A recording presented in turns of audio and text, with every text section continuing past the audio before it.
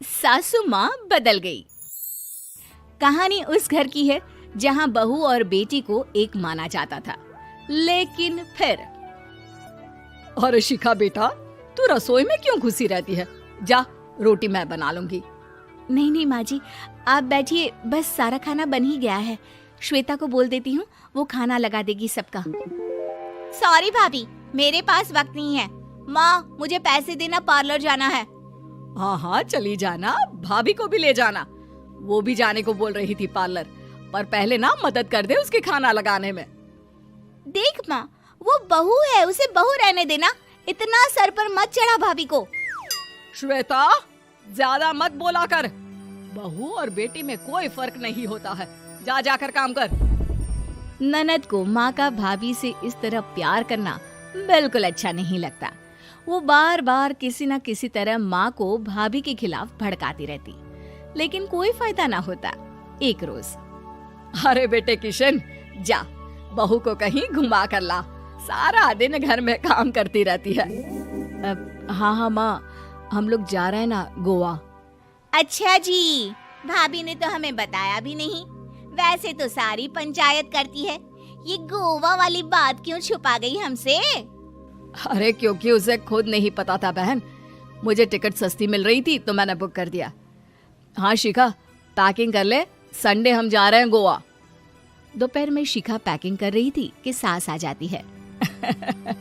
ये क्या बहू, साड़ियाँ? अरे गोवा जा रही है घूमने या फिर शादी में मायके हैं? माँ जी, ऐसा कुछ है ही नहीं, समझ में नहीं आ रहा क्या रखूं कपड़े में। अरे तेरी और श्वेता की साइज तो एक ही है, उसके कुछ मॉडर्न कपड़े ले ले, आकर लौटा देना। हाँ माँ जी, ये ठीक रहेगा। शिखा श्वेता के पास जाती है और उससे कपड़े मांगती है। ना जी ना, मैं अपने कपड़े ना दूं, वैसे भी फैल जाएंगे मेरे कपड़े, बहुत महंगे वाले हैं। शिखा मुंह लटकाकर कमरे में आ जाती है तो सास कहती है, चल तैयार हो जा, तुझे मैं शॉपिंग करा कर लाती हूँ गोवा की। बस फिर क्या था, सास बहू निकल जाते हैं मार्केट और एक से बढ़कर एक ड्रेस खरीद कर घर आते हैं।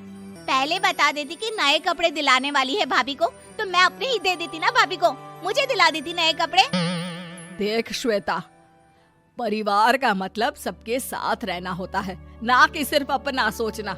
वैसे भी तुझे अच्छे संस्कार सीखने चाहिए। और रही बात कपड़ों की, तो शिखा, आज से घर पर भी तू मॉडर्न कपड़े ही पहनेगी। कोई जरूरत नहीं है ये साड़ी वाड़ी लपेटने की। अब क्या था, घर पर श्वेता और शिखा एक जैसे रहते।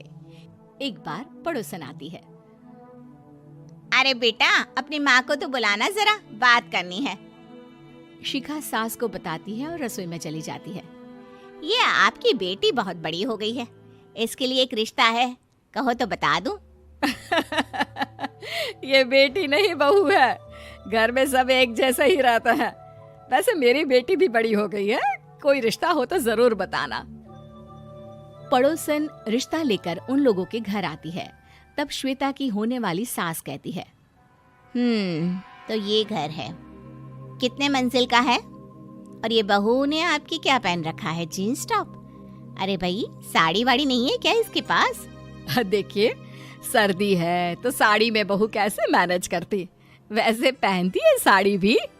देखिए, हम लोग ठहरे पैसे वाले लोग, कोई कमी नहीं है हम लोगों के पास पैसों की, बहुत पैसे हैं, जमीन, नौकर चाकर, कार, सब कुछ है, लेकिन घर में संस्कारी बहू चाहिए। समझ रही हैं ना आप?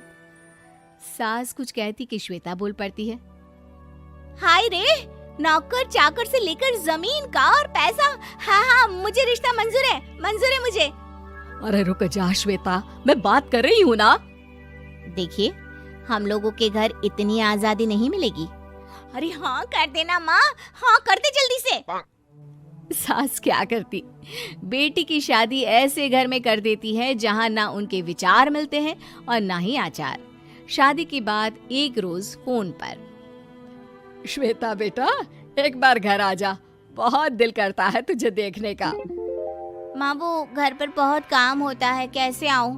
बड़ा घर है, लेकिन आने जाने वालों की लाइन ही लगी रहती है। बेटा मैं तो जानती थी उस घर का हाल, लेकिन तू ही नहीं मान रही थी। माँ देख, हर घर का यही हाल है। तेरी बेटी को यहाँ घूंघट हटाने की परमिशन नहीं है और एक तरफ भाभी स्कर्ट पहनकर घूम रही है। बेटा मुझे क्या पता था कि मेरी बेटी को ससुराल के नाम पर पिंजरा मिल जाएगा।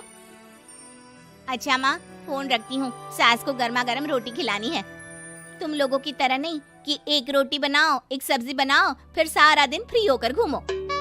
सास फोन तो रख देती है, लेकिन सोच में पड़ जाती है कि एक तरफ बेटी जिसे कोई आजादी नहीं, वहीं दूसरी तरफ बहू जिसे देखकर लगता ही नहीं कि उसकी शादी भी हुई है।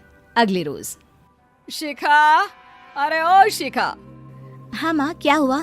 कुछ चाहिए आपको? मैं जिम जा रही थी। जिम के कपड़ों में बहू को देखकर सास को घूंघट में अपनी बेटी का ख्याल आता है। देख बहू, घर में बहू की तरह रहा कर। इतने टाइट कपड़े पहनकर जिम जाना पसंद नहीं मुझे। जा जाकर रोटी बना। रोटी? माँ अभी तो शाम के 6 बजे हैं, इस वक्त रोटी? अब क्या मेरे खाने पीने पर भी पहरा है? अरे जब मर्जी तब मैं अपने घर में खा भी नहीं सकती क्या? बहू को अजीब लगता है। वो समझ नहीं पाती कि जो सास कल तक इतनी सपोर्टिव थी, उन्हें अचानक से क्या हो गया। वो किचन में जाती है, गरम रोटी के साथ 2 तरह की सब्जी, रायता, सलाद सब लेकर सास के पास आती है। माँ जी, खाना। इतना सारा खाना? राक्षस समझा है क्या मुझे? रोटी मांगी थी मैंने गर्मा गर्म बस। पर माँ जी, रोटी खाती किससे आप? सब्जी तो बनानी थी ना। अरे भूख मर गई मेरी तेरी बहस से। जा जाकर काम कर, अंदर पूरी रसोई साफ कर। बहू अंदर चली जाती है। थोड़ी देर में श्वेता घर आती है। अरे शिखा, जल्दी से चाय ला, पकवान बना, मेरी बेटी आई है। अरे नहीं नहीं माँ, ड्राइवर बाहर खड़ा है। मैं तो घर का कोई सामान खरीदने के बहाने यहाँ आ गई हूँ, मुझे जाना होगा। अरे बेटा, पर कितने दिनों बाद देख रही हूँ तुझे। रहने आ जाना 2-4 दिन के लिए। आ जाऊंगी माँ, जब मेरी सास मरेगी तब। मैं तो रोज मन्नत मानती हूँ कि मेरी सास मर जाए तो अच्छा है। अच्छा चल, जा रही हूँ माँ। हे भगवान, कैसे कैसे दिन देखने पड़ रहे हैं मेरी बेटी को। सास अंदर जाती है, जहाँ श्वेता की जिम वाली सहेली का फोन आया होता है। क्या बात है, आज जिम नहीं आई? अरे पता नहीं यार, आज माँ को क्या हो गया अचानक। पर खैर कोई नहीं, लगता नहीं कि मैं अब जिम आ पाऊंगी। शिखा स्पीकर पर बात कर रही थी, जिसे सास सुन रही थी। यार ये सास ना होती ही ऐसी है। मैं तो कहती हूँ बुढ़िया जल्दी मरे और तू आराम से जिए। शिखा को सहेली की बात पर गुस्सा आ जाता है। माँ के मरने की कौन सा बच्चा दुआ मांगता है मोहिनी? आगे से ऐसी बात मेरे सामने मत करना। हमारे घर की शोभा ही माँ है। क्या हुआ जो थोड़ी सख्ती दिखा रही है? उसमें भी कोई ना कोई उनकी भलाई ही होगी। मैं तो कहती हूँ भगवान मेरे जैसी सास सबको दे, जो सिर्फ माँ की तरह है। सास वाली तो कोई बात ही नहीं है उनमें। सास ये बात सुन रही थी। उनकी आंख में आंसू आ जाते हैं कि क्यों वो बेटी की किस्मत में बहू को भी भागीदार बना रही थी। शिखा, अरे ओ शिखा, क्या हो गया?